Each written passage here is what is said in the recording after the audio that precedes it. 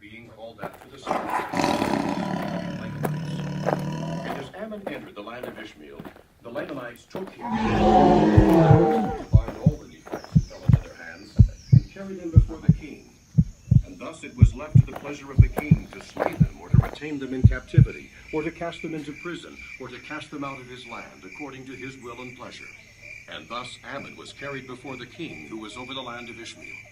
And his name was Lamoni, and he was a descendant of Ishmael. And the king inquired of Ammon if it were his desire to dwell in the land among the Lamanites, or among his people. And Ammon said unto him, Yea, I desire to dwell among this people for a time, yea, and perhaps until the day I die. And it came to pass that King Lamoni was much pleased with Ammon, and caused that his band should be loosed.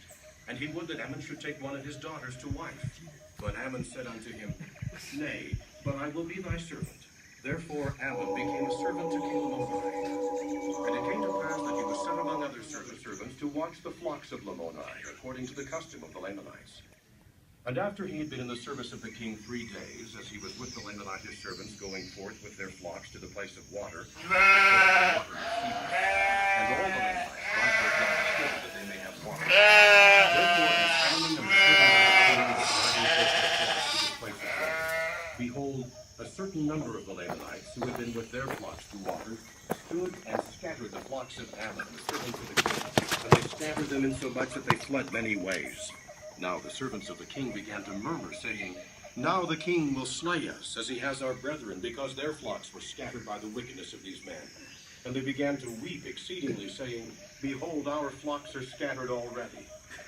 Now they wept because of the fear of being slain. Now when Ammon saw this, his heart was swollen within him with joy. For, said he, I will show forth my power unto these my fellow servants, for the power which is in me, in restoring these flocks unto the king, that I may win the hearts of these my fellow servants, that I may lead them to believe in mine, that they went in search of the flocks. And they did follow Ammon, and they rushed forth with much swiftness. They gathered them together again to the place of water. And those men again stood to scatter their flocks.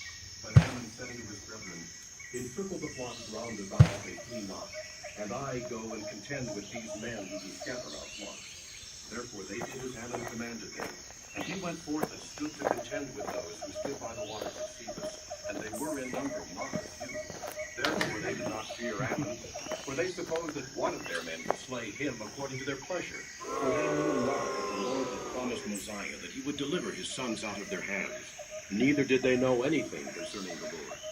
Therefore they delighted in the destruction of their brethren, and for this cause they stood to scatter the flocks of the king.